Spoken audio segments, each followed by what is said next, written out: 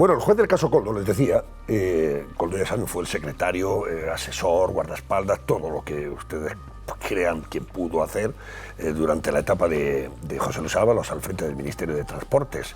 Era su hombre de confianza, su brazo derecho, su sombra, el hombre que pagaba allí por donde iba el otro, sacaba el dinerito, iba pagando, el que le sacaba los billetes de avión para viajar en tren, los hoteles, etcétera, etcétera.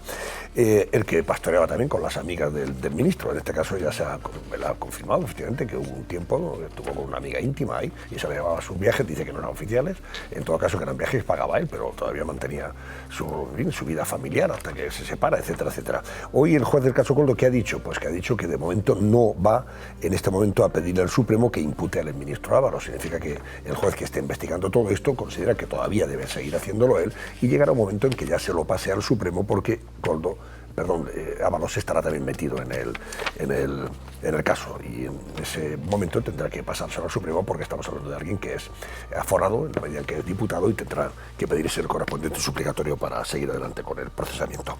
Bien, hoy había una información muy interesante que publicaba nuestra compañera Teresa Gómez en Diogetit y que hablaba de que la UCO, fíjense, la Unidad Central Operativa de la Guardia Civil, tendría información que demostraría, y se la va a pasar al juez, que Ábalos cobraba comisiones, cobraba mordidas. Cuéntanos más detalles, Elena Pérez, y ahora vamos con Teresa. Pues lo publica, como dices, Antonio, el diario The Objective. La UCO, la Unidad Central Operativa de la Guardia Civil, tendría pruebas claras de la implicación del exministro en una trama de corrupción. En un informe que va a ser remitido en los próximos días a la Fiscalía Anticorrupción, se recoge que José Luis Ábalos habría recibido mordidas, comisiones a cambio de favores. Unas pruebas que le acorralan aún más y que se suman a toda la investigación puesta en marcha sobre él. Por cierto, que el propio Ábalos, recordemos, pide personarse como perjudicado en el caso Koldo. Hoy, además, también ha reconocido su relación con Jessica, la mujer a la que habría pagado cantidades de hasta 1.500 euros para acompañarle en sus viajes oficiales. Bueno, Teresa Gómez es la periodista de Diogetit, nuestra compañera que ha publicado todo esto. Teresa, buenas noches. ¿Qué tal? Buenas noches. ¿Qué tipo de mordidas cobraba Ábalos según la UCO y que va a pasárselas al juez en este caso? Bueno, a nosotros nos cuentan que la UCO ya está ultimando un informe que es definitivo, que se lo va a pasar a la Fiscalía Anticorrupción para que elabore un escrito donde se solicite al juez que eleve una exposición razonada al alto tribunal solicitando la imputación de Ábalos. Y a mí lo que me dicen es que sí que han encontrado hechos muy concretos, sólidos, donde se podría demostrar que Ábalos ha cobrado mordidas por parte de varios miembros de la trama, mordidas directas. Esto me dicen a mí fuentes de la investigación. Hay que tener en cuenta que en la trama Koldo se está investigando principalmente dos contratos a las empresas vinculadas a Aldama, Víctor de Aldama. Uno es un contrato por parte de Puertos del Estado de 20 millones de euros, donde se compran 8 millones de mascarillas, y otro es un contrato de Adif de 12,5 millones de euros, donde incluso la expresidenta de Adif, Isabel Pardo de Vera, aseguró que recibió presiones en esa adjudicación. Pero también hay que recordar que también se están investigando otras concesiones, y son concesiones que no son de mascarilla y son de obras públicas ferroviarias. Exactamente, se está investigando un contrato de 6 millones a unas empresas, que esta empresa que recibió esa adjudicación, luego los investigadores han visto que hizo transferencias a la mujer de Koldo García, que es el asesor, como ya acabas de indicar, el asesor, la mano derecha de José Luis Ábalos, y también a Ignacio Palomo, el ginecólogo tanto de la mujer de Koldo como de la exmujer de José Luis Ábalos, ¿no? Por lo tanto, el cobro de estas mordidas, aunque todavía no nos han especificado de dónde provienen, sí que es cierto que podrían venir de las mascarillas o podrían venir de otras adjudicaciones. Claro, adjudicaciones de obra pública. Una cosa, Teresa, ¿se sabe el alcance de esas mordidas, de ese dinero, de esas comisiones que le habrían pagado a cambio de favores? La UCO sí lo sabe, el informe sí lo detalla. pero yo no he conseguido hacerme con esa cifra. Pero sí que me especifican las fuentes que he consultado, es que es claro del cobro directo, no son especulaciones, no es pues este dinero lo ha recibido Koldo y por ende entendemos que podría ir a Ábalos, no, sí que me dicen que hay pruebas fehacientes donde se ve que el dinero va directamente a José Luis Ábalos. ¿A través de testaferros o incluso directamente a él? A mí, por lo que me han dicho, era más directamente a Ábalos. Sí, a Ábalos. ¿Has oído sus declaraciones de hoy? ¿Qué te han parecido? Cuando ha hablado de que efectivamente reconoce que tenía una amiga íntima, Jessica, que es una información que hay que darle la enhorabuena a Diogeti porque venía publicándola desde hacía ya muchas semanas y es verdad que nadie le echaba cuentas, pero estamos hablando de alguien que primero coloca en el Ministerio de Transporte, siendo el ministro, la coloca allí en el Ministerio, en una de las, no sé en qué departamento, pero en fin, allí le da un trabajito, le da un sueldecito que le pagamos todos naturalmente. Ella supuestamente estudia odontología, me parece, ¿no? Es odontóloga o quiere ser odontóloga, pero nada tiene que ver con transporte y luego se la lleva a los viajes y le paga un dinerito por acompañarla. Y dice, no, es que es una amiga íntima que venía conmigo y tal, pero el dinero lo pagaba yo, no lo pagaba el ministerio. Habrá que verlo, ¿no?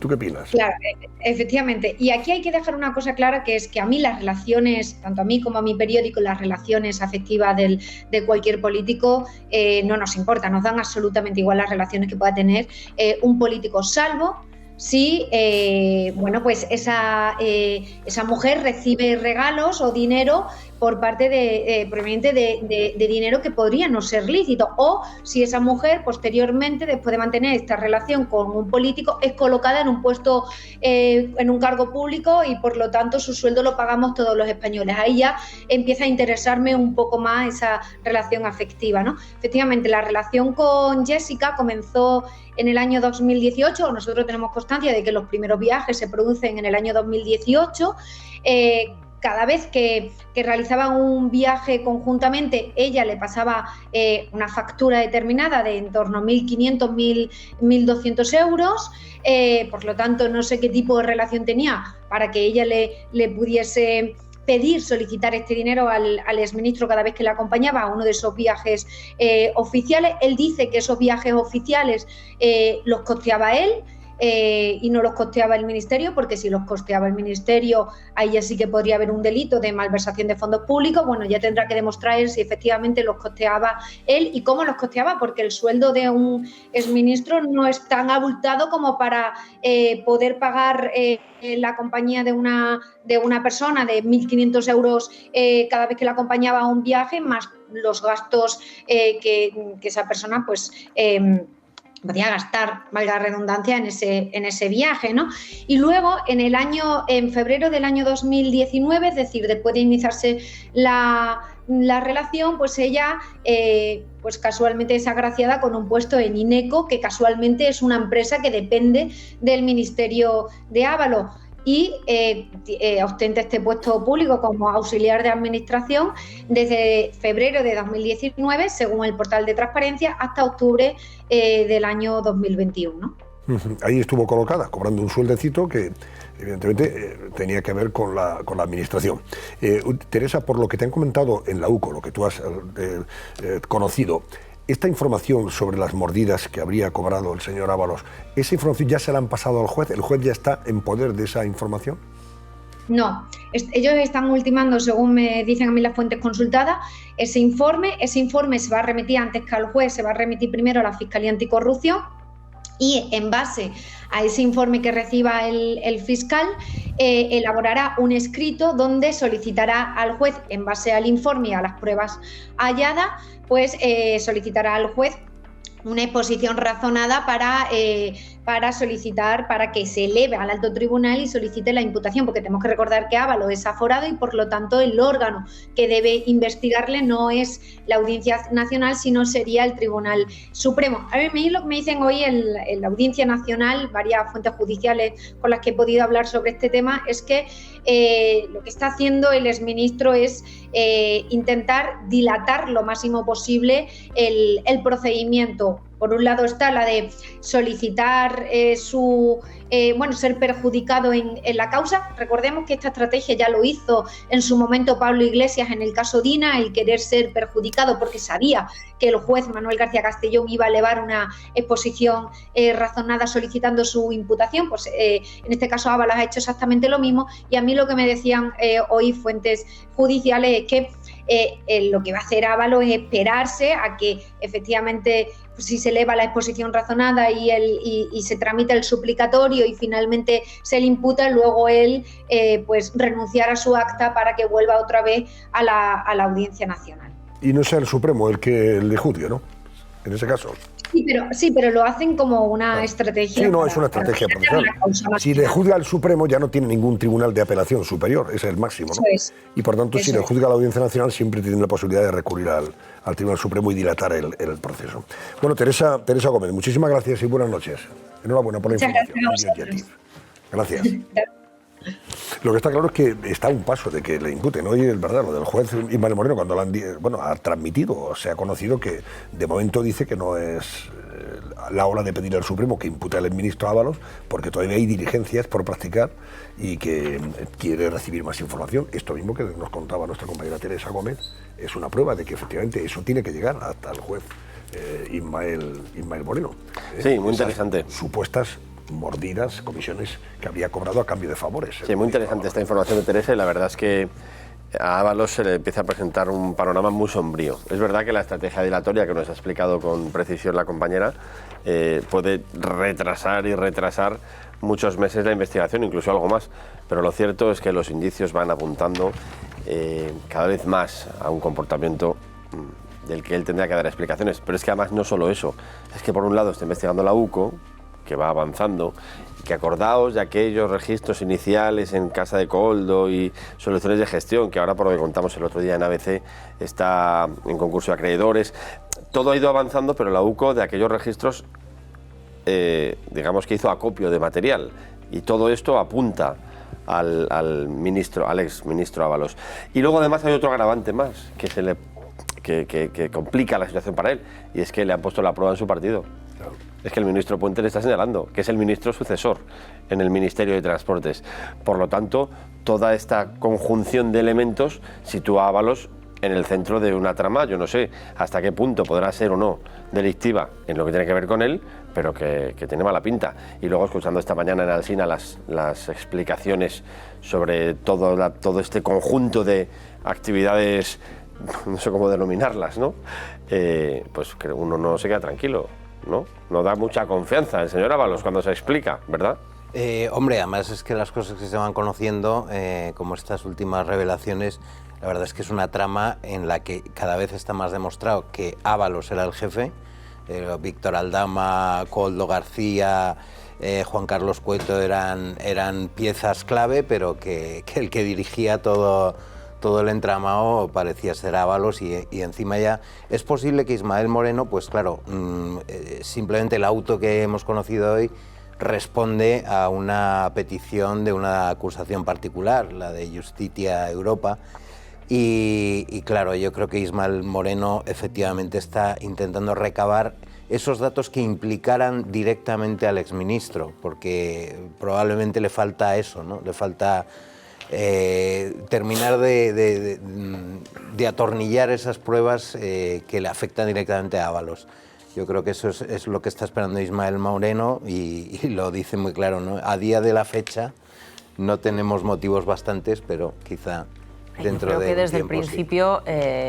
Es que viendo a Koldo, pues todos podíamos, si no saber, al menos sospechar que él no era el cerebro de ninguna trama, que el cerebro estaba mucho más arriba. Todo apunta a Ábalos. Efectivamente, claro, pues al final es un aforado, él sigue siendo diputado ante el Tribunal Supremo, pues no, eso siempre complica más las cosas. Pero bueno, hay una instrucción en marcha. Yo entiendo que Ismael Moreno, el juez, lo quiere tener todo atado y bien atado antes de elevar la causa al Supremo o de preguntar. A mí es que yo sigo atónita con este tema. Ahora es que lo pueden pintar como quieran. Preguntaba Teresa, decía Teresa que bueno, que ella la relación afectiva que tuvieran no lo sabe. Vamos a ver, yo digo lo que era. Esta señora era una prostituta.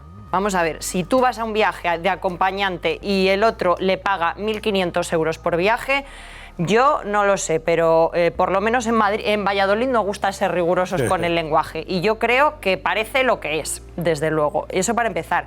Segundo, es que ahora que el PSOE ha borrado a José Luis Ábalos del imaginario colectivo, pero es que este señor ha sido uno de los ministros más cercanos y con más poder de José Luis Rodríguez Zapatero, de Pedro Sánchez, uno de los principales gestores del gabinete de crisis en la pandemia.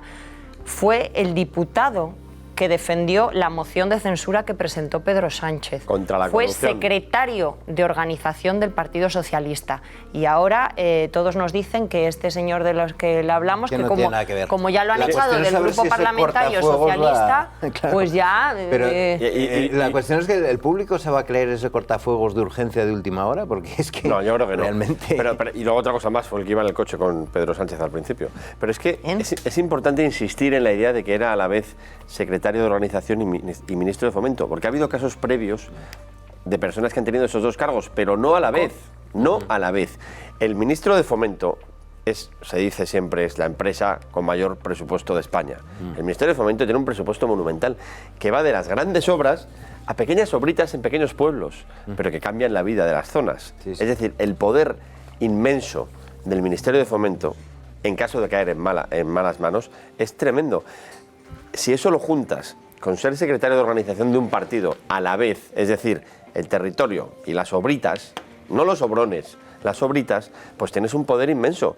Y si todo eso lo utilizas para el mal, y si además esto se produce en un momento en el que hay una relajación de los controles, porque la propia opinión pública lo exigía, dadas las circunstancias de la pandemia, y porque contrato había... de emergencia y contrato Claro, de emergencia. Pues ahí se produce un caldo de cultivo que tiene muy mala pinta. Ya lo Y luego él resumió, dice- lo resumió el secretario de Estado de Puertos del Estado, el secretario general de Puertos del Estado, el Manzanares, cuando dijo: después de esto nos vamos a gestionar el cártel de Cali. Fueron sus No, y palabras luego él en un dice, no, email, a y esta lo puede señora definir la mejor. he pagado yo de mi bolsillo. Ya, pero ¿de dónde ha salido el dinero de su bolsillo, señor Bueno, exministro? en ABC publicamos una Claro, historia es que tremenda. esa es la historia, que el sueldo de ministro tampoco da para pagar cada fin de semana Claro, un viaje de en 1.500 ABC publicó euros a una Chicote- señorita. Más los gastos generados. Claro, En es ABC que publicó este hombre Chicote tenía una historia un no nivel de vida, desmentida porque tiene es un nivel de cierta. vida... Sí, sí. Una historia publicada por Chicote en ABC, no desmentida porque es cierta, que ya titulamos Los 3 sobres de Koldo, porque Koldo explicaba que le iba con 3 sobres cuando Ábalos era ministro. En uno ponía ministro, y ahí iban billetes.